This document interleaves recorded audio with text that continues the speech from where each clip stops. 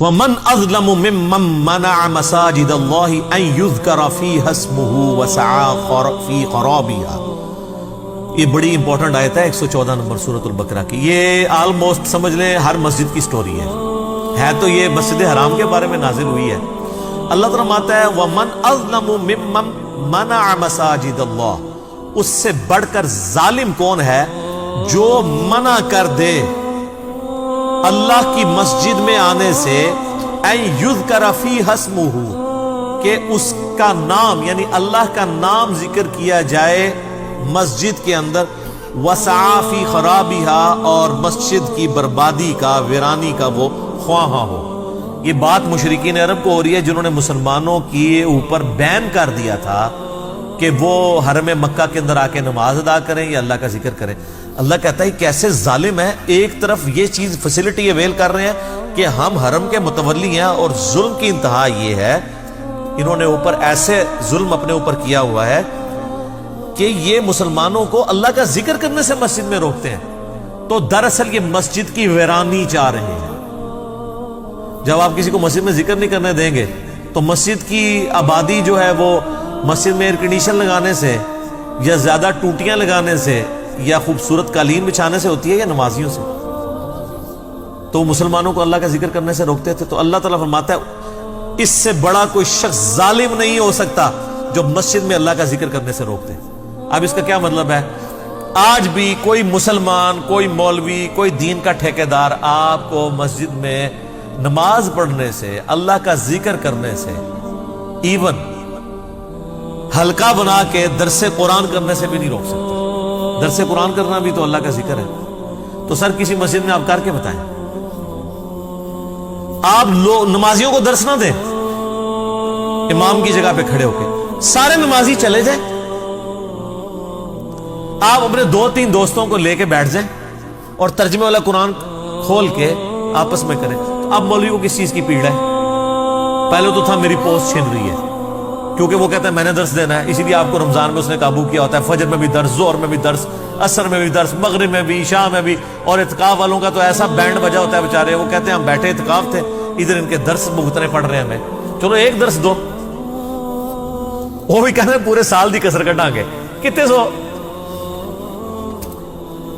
لیکن ایک بندہ امام مسجد کی پوسٹ پہ نہیں بیٹھا ہوا، اس نے عام نمازیوں کی طرح نماز ادا کی ہے، سارے نمازی چلے گئے، جوتیاں بھی خالی ہو گئیں، مسجد کی لائٹیں بھی آف ہو گئیں، اب 2-3 دوست بیٹھ کے قرآن سرکل ایک بنا دیتے ہیں۔ آپ کا کیا خیال ہے مسجد میں ایسے کو کرنے دے گا؟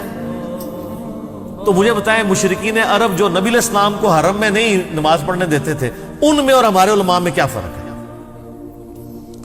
کیا وہ وہاں چندے کی اپیل کر رہے ہیں؟ کیا وہ آپ کے نمازیوں کو کوئی درس دے رہے ہیں؟ وہ تو خود بیٹھے ہوئے نا۔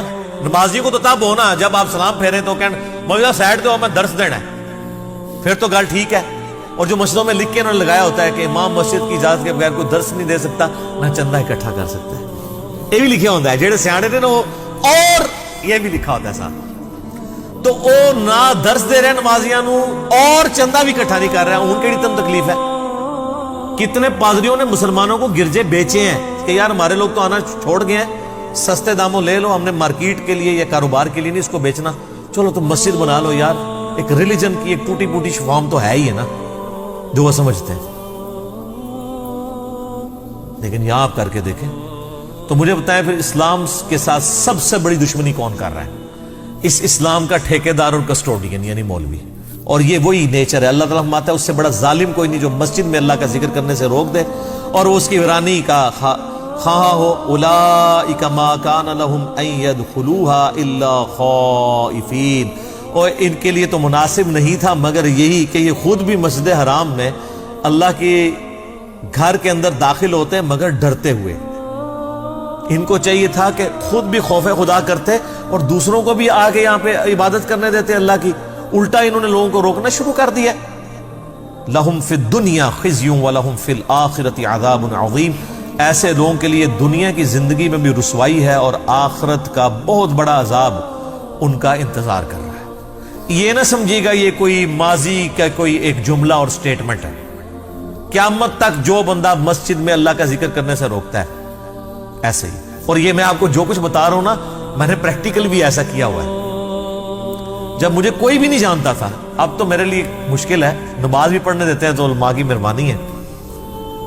شروع میں 2007-8 میں جب میں نیا ایک تحقیق کرنی شروع کی تو ظاہر ہے گھر میں اتنی کنسنٹریشن نہیں ہوتی, نہ روحانیت ہوتی ہے.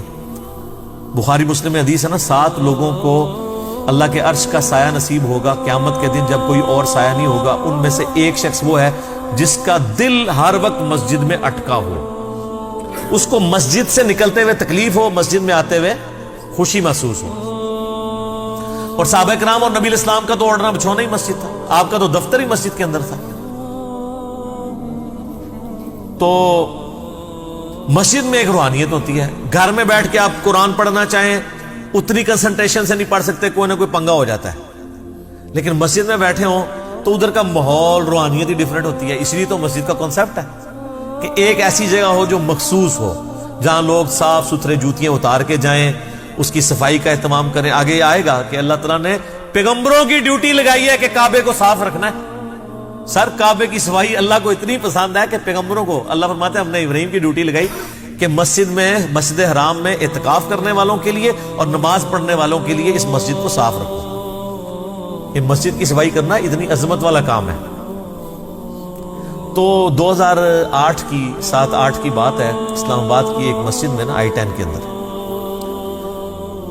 ہم صرف ٹوٹلی 2 یا 3 بندے, کبھی 3 کبھی 2, 3 یا 2 بندوں سے یار تکلیف ہو سکتی کسی کو.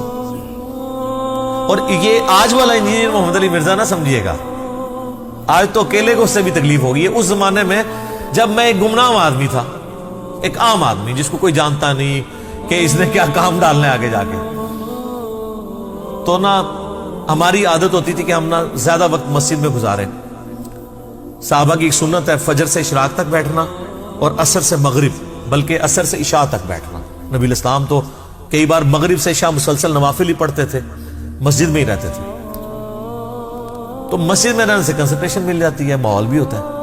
تو ہم نے عصر یا مغرب کے بعد نا یعنی اپنا لیپ ٹاپ مسجد میں ساتھ لے جانا اور قرآن کا ترجمہ, صرف قرآن کا ترجمہ, کوئی تفسیر نہیں, کوئی لیکچر نہیں, عربی امام کعبہ کی آواز میں, اور ترجمہ وہ فتح محمد جلندری صاحب کا, مراج الدین خان صاحب کی آواز میں, بڑا سوز و گداز والا.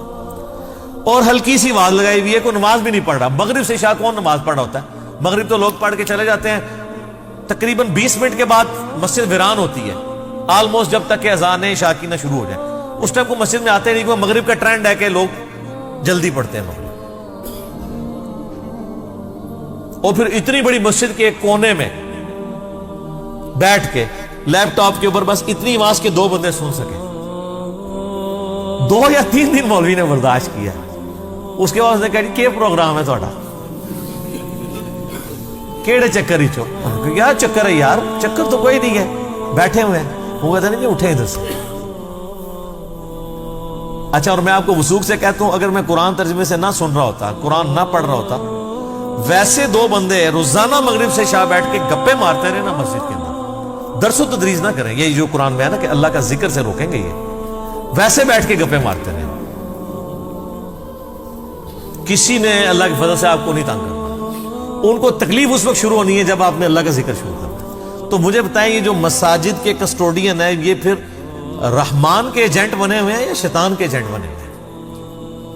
تو اگر یہ کوئی سمجھتا ہے, یہاں 100 کے قریب لوگ بیٹھے ہیں اور ہزاروں لوگ ویڈیوز دیکھتے ہیں, اگر کوئی سمجھتا ہے نا یہ ساری تھیوریٹیکل باتیں, سر کام کر کے ویکھو اپنی مسجد, رزلٹ نہ آئے تو منو آگے پھاڑ لینا. یہ دعوے نہیں ہے, یہ دلیل آپ خود چیک کر سکتے ہیں.